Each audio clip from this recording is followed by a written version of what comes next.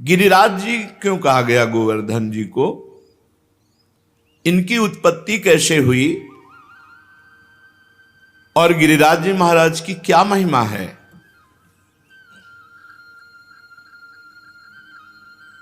श्री नंद बाबा ने गर्गाचार्य जी को प्रेरित किया महिमा वर्णन करने के। उपनंद आदि बड़े बड़े महापुरुष ये सब बैठ करके गिरिराज महाराज की महिमा सुन रहे हैं। साक्षात परिपूर्णतम भगवान श्री कृष्णचंद्र जो असंख्य ब्रह्मांडों के अधिपति हैं, कर्तुम अकर्तुम अन्यथा कर्तुम सर्व समर्थ हैं। जब पृथ्वी का भार उतारने के लिए स्वयं इस भूतल पर पधारे तो उन जनार्दन ने अपनी प्राण प्रिय प्राण वल्लभा अपनी उपास्य श्री राधा किशोरी से कहा, प्रिय तुम्हें हमारे साथ भूतल में हमारे लिए चलना होगा नवनिवृत्त निकुंज से। किशोरी जी ने कहा, प्राणनाथ आप चलने की बात कैसे सोच सकते हैं? जहां वृंदावन नहीं, जहां यमुना सखी नहीं, जहां गिरिराज गोवर्धन नहीं, वहां मेरा पदार्पण हो ही नहीं सकता।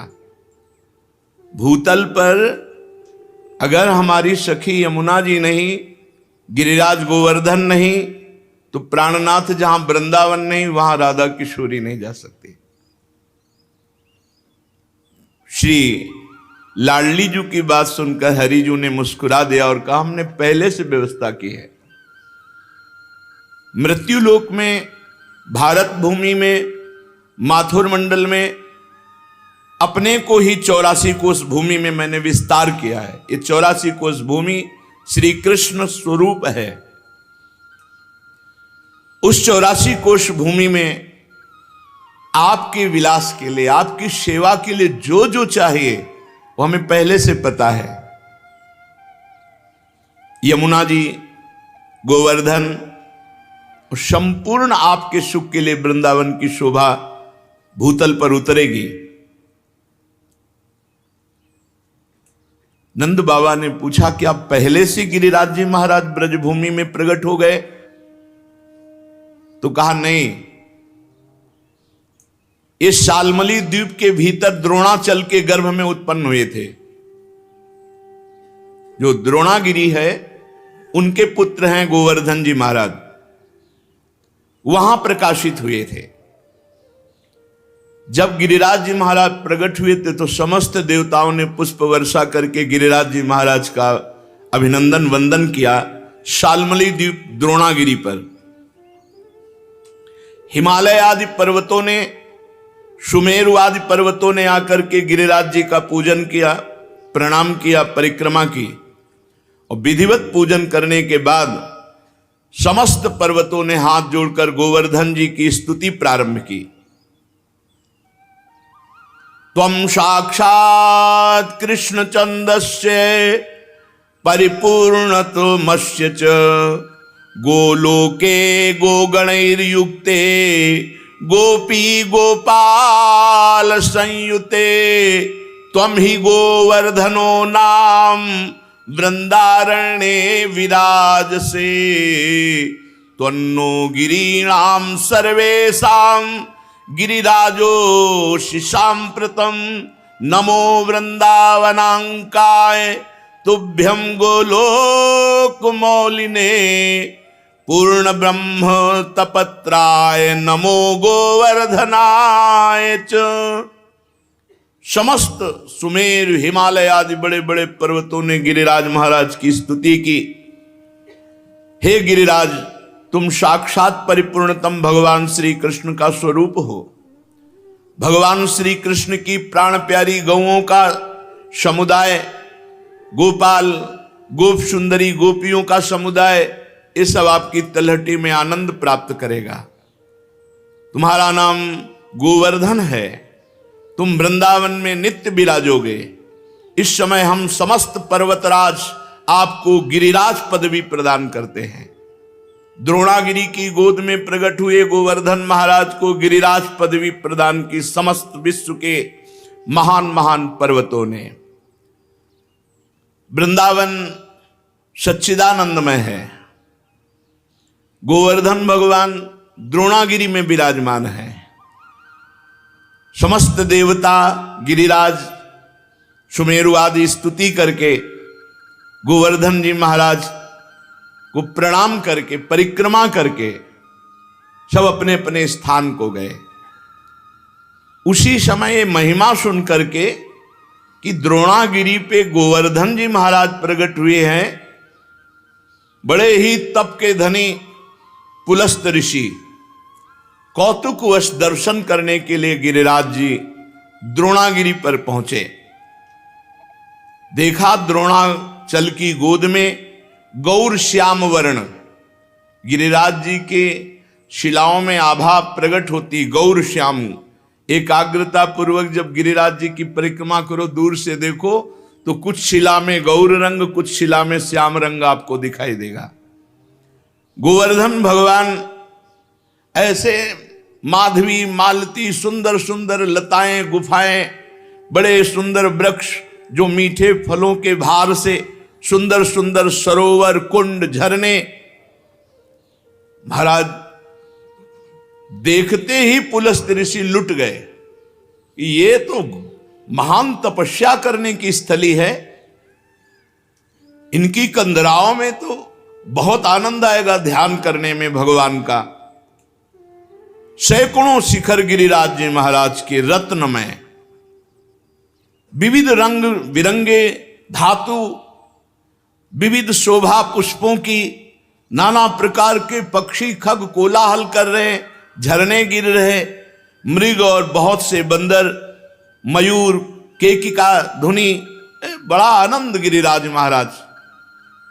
पुलस्त जी के मन में इच्छा हुई कि ये पर्वत हमारे अधिकार में आना चाहिए। गोवर्धन द्रोणाचल से कहा, द्रोणागिरी मैं तुम्हें आदेश करता हूं अपने पुत्र का मुझे दान करो। द्रोणागिरी के पुत्र हैं गोवर्धन जी महाराज। तुम पर्वतों के स्वामी हो, तुम्हारा बड़े बड़े ऋषि मुनि तपस्या के द्वारा आदर करते हैं, तुम बड़ी औषधियों के पुंज हो, दिव्य औषधियां तुम में प्रकाशित होती हैं। जब लक्ष्मण जी को वीर घातनी शक्ति मेघनाथ ने मारी थी तो यहीं से औषधि, तो हनुमान जी महाराज को लगा कि कौन सी औषधि है, क्योंकि उन्होंने बताया प्रज्वलित तेजोमयी, तो कालने मैंने साफ प्रज्वलित तेजोमय कर दी थी कि हनुमान जी भ्रम में पड़ जाए। लेकिन बुद्धिमान अग्रगण्यम बलवताम वरिष्ठम, पूरा द्रोणागिरी उखाड़ लिया, जो मन आवे सो छांट लो औषधि। तुम औषधियों से संपन्न हो। मैं काशी में गिरिराज जी को विराजमान करूंगा, क्योंकि मैं काशी वास करने वाला हूं और मैं याचना ही नहीं कर रहा, आदेश दे रहा हूं। अगर ना तो साफ, मेरा कोई प्रयोजन नहीं है, मैं तपस्या करूंगा गोवर्धन की शोभा देख करके, ऐसा मेरे मन में आया। भगवान विश्वेश्वर की महानगरी परम पवित्र मोक्ष प्रदायिनी काशी में जाकर गिरिराज गोवर्धन को विराजमान करेंगे। जहां पार्श्व में गंगा नदी बह रही, विश्वेश्वर विश्वनाथ भगवान विराजमान है, वहीं गोवर्धन को विराजमान करेंगे। आज तक ऐसा यश प्राप्त नहीं होगा जैसा गोवर्धन को यश प्राप्त होगा काशी में। मैं गोवर्धन के ऊपर ऐसी तपस्या करूंगा कि त्रिभुवन गोवर्धन की वंदना करेगा, और मेरी यह अभिलाषा तुम्हें पूर्ण करनी होगी। पुलस्त जी की बात सुन करके सदैव प्रकट हुए द्रोणागिरी और रोने लगे। द्रोणागिरी ने कहा, पुत्र स्नेह विह्वल, मेरे आंसुओं को तुम देख रहे हो तो आप अपनी तपस्या की बात सोच रहे हो। जब से गोवर्धन जी आए तब से मैं महान आनंद से हूं, मेरा आनंद क्यों छीनोगे। पुलस्त जी ने कहा, आप शोक मत करो, आपका यश होगा। द्रोणाचल बोले, महामुनि मैं पुत्र स्नेह से व्याकुल हूं, मुझे पुत्र अत्यंत प्रिय है, तथापि मैं आपकी आज्ञा का भी उल्लंघन नहीं कर सकता, क्योंकि जानता हूं आप एक क्षण में साप देकर मुझे भस्म कर सकते हैं। द्रोणागिरी गिरिराज जी को अपने अंक में भर के कहा, पुत्र कुछ भगवान और रचे हैं, इनकी सोच अलग है, लेकिन कुछ भगवान और रचे हैं। भगवान का संकेत मानकर मैं तुम्हें इनको दान करता हूं। भारतवर्ष बड़ा पवित्र देश, धर्ममय देश है, जहां केवल भारतवर्ष में धर्म, अर्थ और काम मोक्ष की आराधना होती है। निष्काम कर्म के द्वारा, ज्ञान योग के द्वारा तत्वबोध या प्रेम केवल भारतवर्ष में। मैं तुम्हें प्रदान करता हूं पुलस्त ऋषि को। गोवर्धन जी ने महान ऋषि पुलस्त जी से कहा, थोड़ा आप हमारा परिचय भी तो जान लें। 8 योजन लंबा, 8 चौको 32 कोश, 2 योजन ऊंचा, 8 कोश ऊंचा, 5 योजन चौड़ा, 20 कोश, 5 चौको 20। ऐसे थे गिरिराज जी जब यहां आए थे। साफ हो गया महाराज का आगे, तो रोज तिल तिल घट रहे हैं। ऐसी दशा में आप देख पाओगे कि मुझे ले जाकर काशी में विराजमान कर दो। पुलस्त जी ने कहा, बेटा मैं पुलस्त हूं, अगर संकल्प करूं तो पूरे भूमंडल को उठा के चल सकता हूं। मेरे हाथ पर केवल तुम बैठ जाना, मैं काशी में ही छोड़ूंगा तुम्हें। गोवर्धन ने कहा, फिर एक बार क्या बोल गए आप, सोच लो। एक बार हाथ में आ गया, उतार दिया, तो फिर तुम्हारी सामर्थ्य नहीं होगी कि आप मुझे हिला भी सको। मेरी प्रतिज्ञा और आपकी प्रतिज्ञा एक। आपने कहा मैं यहां से उठाऊंगा और काशी में रखूंगा, और मैं कह रहा हूं अगर बीच में रख दिया तो मैं आपके यहां उठाए फिर नहीं उठूंगा। पुलस्त जी ने बात तय कर ली। शाल्मली द्वीप से लेकर कितने बड़े महान तपस्वी भारतवर्ष के कौशल देश के रास्ते में लिए हुए गिरिराज जी को आ रहे हैं। पर्वत द्रोणागिरी विकल हो गए। गोवर्धन जी ने द्रोणागिरी को प्रणाम किया और कहा, सदैव आपके साथ हमारा नाम, हमारे साथ आपका नाम जुड़ा रहेगा। आंसुओं से अभिषिक्त होकर द्रोणागिरी ने गिरिराज महाराज को विदा किया। दाहिने हाथ पर पुलस्त ऋषि ने उठा लिया और बड़ी तीव्र गति से चले। गिरिराज महाराज शांत देखते रहे। जेव ही माथुर मंडल में आए, ब्रज 84 कोश में, जहां गिरिराज जी विराजमान है, गिरिराज जी अपना भार भी बढ़ा लिया और विचार किया, ये मेरी लीला स्थली है मेरे प्रभु की, मैं यहां से एक कदम बाहर नहीं जाऊंगा। यहां भगवान श्री कृष्ण श्री किशोरी जी के साथ, ब्रजगोपियों के साथ, ग्वाल वालों के साथ यहां दिव्य लीला करेंगे, उसका मुझे आनंद मिलेगा। कैशोर लीला, बाल लीला, सब लीलाओं का आनंद मुझे मिलेगा। इतना ही नहीं, मेरे ऊपर दान लीला, मान लीला, ये सब प्रभु करेंगे। मैं एक कदम यहां से नहीं जाऊंगा ब्रजभूमि से। जहां किशोरी जी के साथ प्रभु अपने चरणों से विहरण करेंगे, वहां छोड़कर मैं अब कहां जाऊं। गिरिराज गोवर्धन इतने भारी पड़ गए कि मुनि का हाथ ऐसा लगा कि टूट जाएगा, और साथ में बड़ी जोर की लघुशंका लगी। गिरिराज महाराज की लीला, भार तो तपबल से रोक रहे थे, लेकिन लघुशंका तपबल से कहां तक रोके।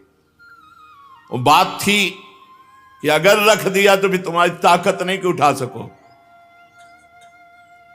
इतनी लघुशंका लगी कि वो बात भूल गए, और भार से हाथ पीड़ित तो गिरिराज महाराज जहां विराजमान है यहीं विराजमान किया, लघुशंका किया, आचमन किया, पवित्र हुए, और गोवर्धन से गाओ कर कमल में विराजमान हो। बोले खत्म खेल, हमारी और आपकी प्रतिज्ञा थी कि आप रख दोगे, उठा नहीं पाओगे, तो उनका तुम्हारे आने से मैं अभी उठाकर तुम्हें ले चलता हूं। पुलस्त ऋषि ने अपना सारा तेज तप बल सब लगा दिया, गिरिराज महाराज टस से मस नहीं हुए। मुनि ने कहा दैन्यता पूर्वक, गिरिराज तुम मेरी शक्ति का उपहास मत करो, मुझे अभी क्रोध तुम पर नहीं आ रहा है। मैं बहुत प्यार से तुम्हें द्रोणागिरी से सालमली द्वीप से लाया हूं काशी ले जाने के लिए, तुम मेरी भावना में बाधा मत पहुंचाओ। गिरिश्रेष्ठ चलो, भार अधिक मत बढ़ाओ, मैं जान गया हूं कि तुम रूठ रहे हो, लेकिन शीघ्र तुम्हारा सम्मान काशी में होगा। गोवर्धन जी ने कहा मेरा दोष नहीं है, आपने कोई मुझे यहां स्थापित नहीं किया है कि आप हमको लाके यहां से स्थापित किया। हमारी प्रतिज्ञा थी धरना मत बीच में, क्यों रख दिया बीच में? कोई लघु शंका, इसके हम जिम्मेवार थोड़ी है। अब मैं यहां से एक कदम भी नहीं जाऊंगा, तुम्हारी ताकत नहीं कि यहां से ले जाओ। अब तो पुलस्त मुनि की सारी इंद्रियां क्रोध से व्याकुल हो गईं और ओंठ फड़कने लगे। उन्होंने कहा तुम हमारा सारा उद्यम व्यर्थ कर दिया है द्रोण पुत्र गोवर्धन, मैं तुम्हें शाप देता हूं कि आज के बाद तुम तिल तिल रोज घटोगे। तो गिरिराज महाराज पहले 8 योजन 32 कोस, अब 21 किलोमीटर की परिक्रमा रह गई है। कितने ऊंचे? 2 योजन 8 कोस ऊंचे, 5 योजन चौड़े, बहुत देखो तिल तिल रह गए। भजन कर लो, कलयुग और आगे बढ़ेगा, तब गंगा और गिरिराज अंतर ध्यान हो जाए। जब तक गंगा और गिरिराज हैं कलयुग का तांडव नहीं हो सकता। पर रोज एक एक तिल गिरिराज जी क्षीण हो रहे हैं। शाप दे दिया, तिल तिल भर तुम रोज क्षीण हो गए। गिरे त्वाति धृष्टेन न कृतो में मनोरथा तस्मात् तु तिल मात्रम ही नित्यम त्वम क्षीणताम ब्रज। ब्रजवास करो, लेकिन एक एक तिल रोज क्षीण हो गए। गर्गाचार्य जी कहते हैं यावत भागीरथी गंगा यावत गोवर्धनो गिरी तावत कलेह प्रभावस्तु भविष्यति न करहिचित। जब तक गिरिराज गोवर्धन विराजमान है, भागीरथी गंगा प्रवाहित है, तब तक कलयुग अपना तांडव नहीं कर सकता। हाँ, उसका प्रभाव रहेगा। तांडव शब्द से मतलब है भ्रष्टाचार ही भ्रष्टाचार। भ्रष्टाचारा सत संसारा धर्म सुने नहीं काना कलिकाल बिहाल की मनुजा नहीं माने को अनुजा तनुजा। ऐसा भ्रष्ट आचरण, न कहीं स्वाहा न स्वधा न राम न कृष्ण न हरि, अब बिल्कुल भ्रष्टाचार। तब भगवान कल की रूप में आकर दुष्टों का संहार करके फिर नवीन शांति की स्थापना करेंगे। उस दिन से गोवर्धन महाराज ब्रज में विराजमान हुए, पर महाराज पुलस्त जी के शाप से तिल तिल क्षीण होते गए। जब तक भागीरथी गंगा गोवर्धन पर्वत भूतल पर विद्यमान है, तब तक कलिकाल का प्रभाव कदापि नहीं बढ़ेगा। ये गोवर्धन का शालमली द्वीप द्रोणागिरी से ब्रजधाम आना है। ये पावन श्री गिरिराज महाराज जी का चरित्र है। एक समय की बात है कि गोदावरी तट पर एक ग्राम में एक ब्राह्मण रहता था। तो वो अपना ऋण लेने के लिए, कोई धनी मानी मथुरापुरी में रहते थे, तो यहां आए। वो अपना कार्य पूरा करके जब घर को लौट रहे थे, तो रास्ते में गिरिराज गोवर्धन जी मिले। तो ऐसा सुंदर पत्थर का टुकड़ा ऐसे देख करके उनको लगा कि साथ ले जाना चाहिए। एक बात ध्यान रखें, गिरिराज जी को साप मिल गया है इस बात के लिए कि ब्रज से बाहर नहीं जाना चाहते थे। और अगर किसी ने गिरिराज जी को ब्रज से बाहर ले जाने की चेष्टा की तो साप का अधिकारी होगा, अपने आप उसका पतन शुरू हो जाएगा। ये मत सोचो कि गिरिराज जी की शिला की महिमा सुनी तो ले जाकर ब्रजमंडल के बाहर विराजमान कर लें, ये सिद्धांत नहीं है। कुछ लोग कहते हैं कि अगर आप शिला उठाओ तो उसी के बराबर सोना गिरिराज जी को, सोना सुमेर पर्वत परिक्रमा करके प्रणाम करके गिरिराज पदवी दे गया। उनको सोना चाहिए, उनको ब्रज चाहिए। ब्रज से बाहर ले जाने का कोई सिद्धांत नहीं कि आप सोना चांदी चाहे जितना बराबर रख दो। ऐसा शर्त कर देते तो पुलस्त ऋषि तपस्या से सोने का बना देते गिरिराज जी को। गिरिराज जी की शिला को ब्रजमंडल से बाहर ले जाना घोर अपराध है। ये तुम्हारी भक्ति का बाधन होगा, साधक नहीं होगा। ये मत सोचना कि हम गिरिराज जी की शिला उठाएं, इतनी महिमा सुनी तो बाहर ले जाएं। अपना कार्य पूरा करके वो घर लौटने लगा। तब गोवर्धन की जी के तट पर वो गोल पत्थर बड़ा सुंदर लगा। गिरिराज जी की शिला तो उठा ली। अभी वो ब्रजमंडल में ही था कि एक घोर राक्षस उस पर टूट पड़ा, उस ब्राह्मण पर। उसका मुंह ऐसे नाटा छाती में घुसा हुआ, 3 पैर 6 भुजाएं, बड़ा विकराल ओंठ, ऐसे दांत, मोटी नाक, बदबू आ रही थी।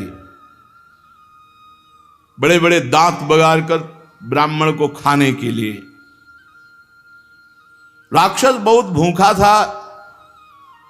वो दहाड़ता हुआ ब्राह्मण के ऊपर। अब जैसे कोई आक्रमण करे तो अपने पास कुछ होता तो ऐसे करने का। ब्राह्मण के हाथ में गिरिराज शिला थी। सीधे उस राक्षस के ऊपर गिरिराज शिला का प्रहार किया। जे ही गिरिराज शिला स्पर्श हुई, उसका राक्षस शरीर छूटा और श्याम सुंदर रूप अर्थात भगवान के सारूप्य मोक्ष को प्राप्त हुआ। जैसा भगवान श्याम सुंदर का रूप वैसा रूप, विशाल नेत्र, प्रफुल्ल कमल दल के समान बनमाला धारण किए हुए, पीतांबर मुकुट, कानों में कुंडल, एक हाथ में बेत। ऐसा लग रहा था साक्षात श्याम सुंदर प्रकट हो गए। जब वो दिव्य रूपधारी हो गया और ब्राह्मण देवता के आगे घुटने टेक दिए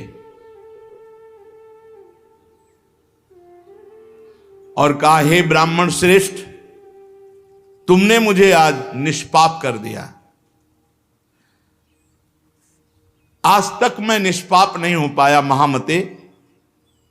मेरी राक्षस योनि न जाने कितने समय से थी और मैं कब तक भोगता, लेकिन ये तुमने गिरिराज जी की शिला से जो प्रहार किया, मेरे सारे पाप नष्ट हो गए।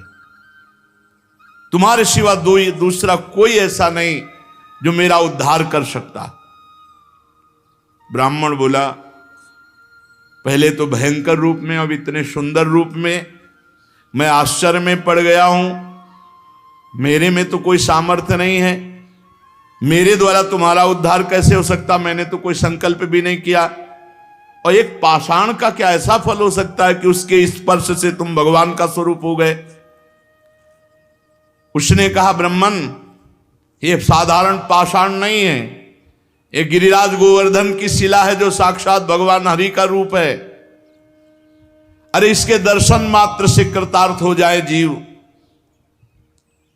जो गंधमादन की यात्रा करके बड़ी तपस्या पूर्वक फल की प्राप्ति नहीं की जा सकती, वो गिरिराज जी के दर्शन मात्र से और परिक्रमा से कोटि गुना पुण्य प्राप्त किया जा सकता है। गंधमादन पर्वत पर तपस्या करके जो फल प्राप्त नहीं किया जा सकता, उससे करोड़ गुना फल गिरिराज जी की परिक्रमा, गिरिराज जी के दर्शन से। गिरिराज गोवर्धन साक्षात श्री हरि का रूप है, दर्शन मात्र से निष्पाप कर देते हैं। गंधमादन की यात्रा करने से मनुष्य को जो गंधमादन पर जाकर तप करने का फल मिलता है, उससे कोटि गुना पुण्य गिरिराज जी के दर्शन और परिक्रमा से मिल जाते हैं। अब देख लो, राक्षस था, गिरिराज जी के स्पर्श से श्याम सुंदर रूप हो गया।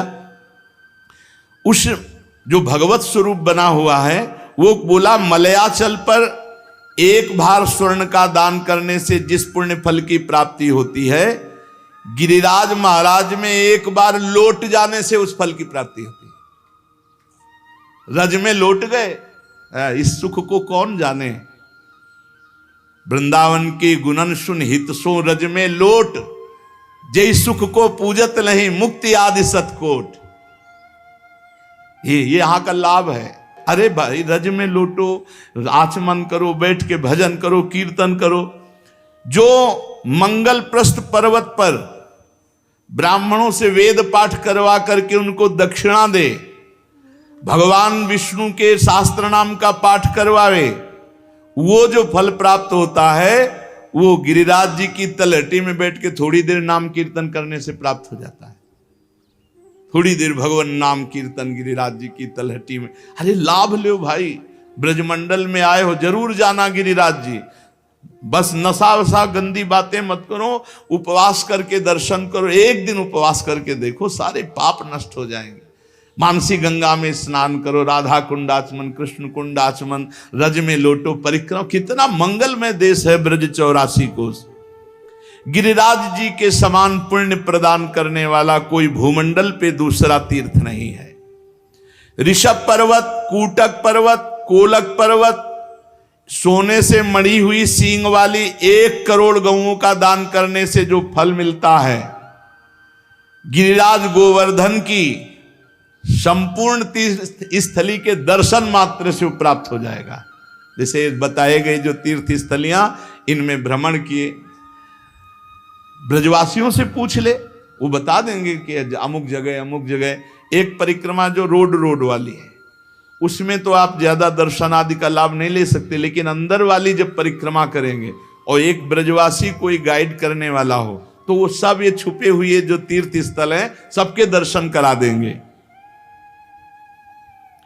गोवर्धन पर्वत की यात्रा करने से 1 करोड़ सोने से सींग बढ़ाकर गौ में दान करने का जो फल ऋषभ पर्वत, कूटक पर्वत, कोलक पर्वत पर है, वो गिरिराज जी की यात्रा मात्र से पूर्ण हो जाता है। ऋषिमुख, सहगिरि, देवगिरि की संपूर्ण यात्रा और पृथ्वी की पूरी परिक्रमा करने का जो फल है, उससे करोड़ गुना फल गिरिराज जी की लूट करके प्रदक्षिणा करने से प्राप्त हो जाता है, अर्थात दंडवती परिक्रमा से।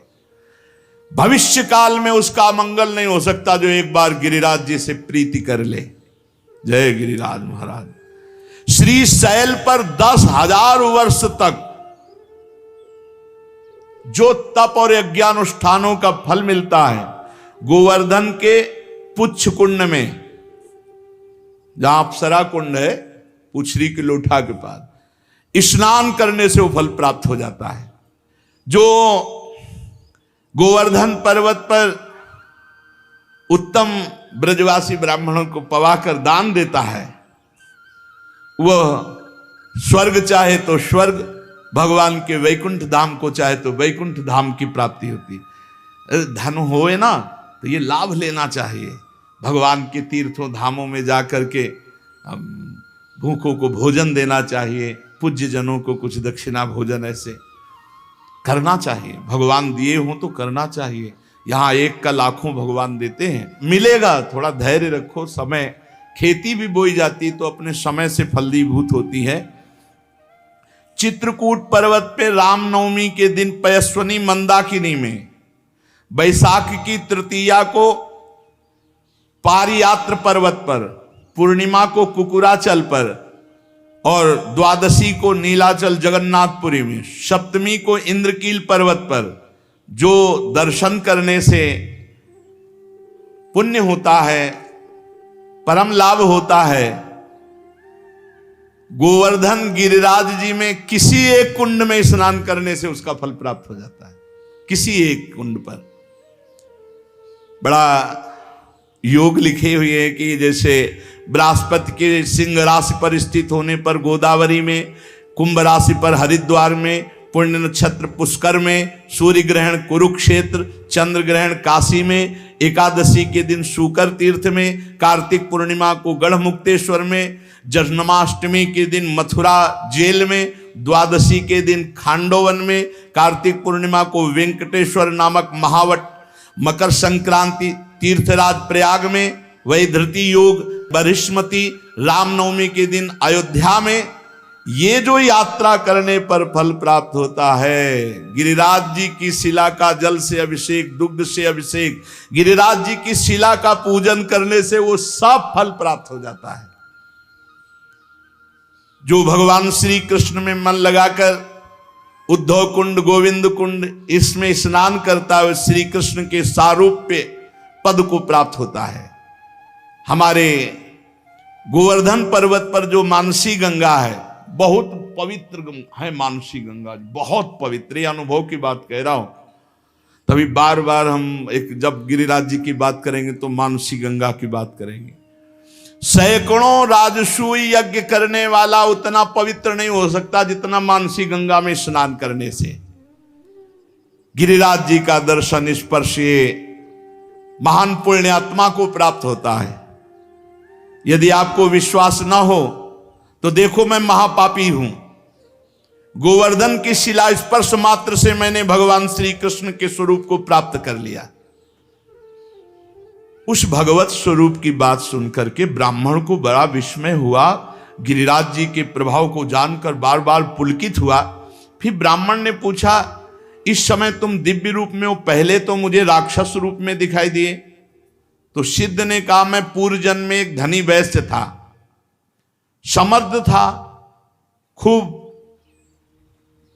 धन संपत्ति हमारे पास थी और रूपवान था। तो मैं दूसरी स्त्रियों के साथ व्यभिचार करना, जुआ खेलना, मदिरा पीना, आगे चल करके वैश्यागमन करना और मदिरा में उन्मत्त होकर हिंसा करना, माता पिता पत्नी सबको मारना फटकारना।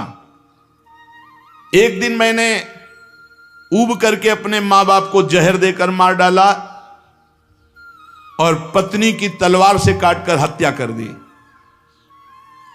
और स्वच्छंद रूप से फिर वैश्यागमन आदि अपराध करता रहा।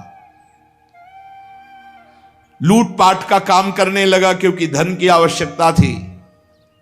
एक दिन मैं बहुत स्वर्ण के आभूषण लूट कर लाया तो वैश्या ने मुझे जहर खवाया, गले में फांसी लगाई और मौत के घाट उतार कर कुएं में फेंक दिया। गंदे आचरण वाले की गंदी ही गति होती है। अब मैं महापातकी यमदूतों के मुदगरों से पीट पीट कर बांध कर नरक ले जाया गया, कुंभी पाक नरक में डाला गया। एक मनवंतर तक नरक भोगने के बाद मुझे तप्त सूर्मी नामक नरक में डाला गया। ऐसे मैं न जाने कितने नरकों को भोग कर फिर राक्षस बना। भारतवर्ष में कर्म वासना के अनुसार मेरा राक्षस योनि प्रकट हुई। कितने नरक भोगने के बाद, बहुत होश में, हर कर्म बिना दंड दिए नहीं जाएगा।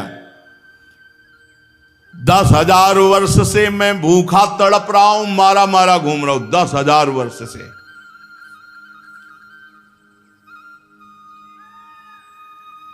यमुना के सुंदर तट पर आज मुझे उद्धार का अवसर मिला। आपने जो गिरिराज जी की शिला मुझे मारी, उससे मैं भगवत स्वरूप हो गया। आज ब्रजभूमि को मैं बार बार नमस्कार करता हूं। जिस ब्रजभूमि में मैं भूखा तड़पता पापी तुम्हें खाने के लिए, लेकिन तुम्हारे द्वारा गिरिराज जी के स्पर्श से साक्षात श्री कृष्ण स्वरूप हो गया हूं। इस प्रकार वार्ता हो ही रही थी कि भगवत धाम से एक विमान उतरा जो सहस्त्रों सूर्यों के समान तेजस्वी था। 10,000 घोड़े जुते हुए थे और महान ध्वनि हो रही थी। उसमें भगवत पार्षद आए और ब्राह्मण के देखते देखते उस सिद्ध को, जो राक्षस था अब भगवत स्वरूप हो गया था, विमान में बैठाला और भगवान के धाम को ले गए। निकुंज विलासी श्री प्रिया प्रीतम की पावन प्रेम स्थली, क्रीड़ा स्थली है। श्री गिरिराज महाराज, नंदगांव, बरसाना, ये सब महान महान तीर्थराज। प्रयाग भी यहाँ आकर अपने पापों का प्रायश्चित करते हैं। जो तीर्थों से पाप इकट्ठा करते हैं उनको यहाँ भस्म करते हैं आकर।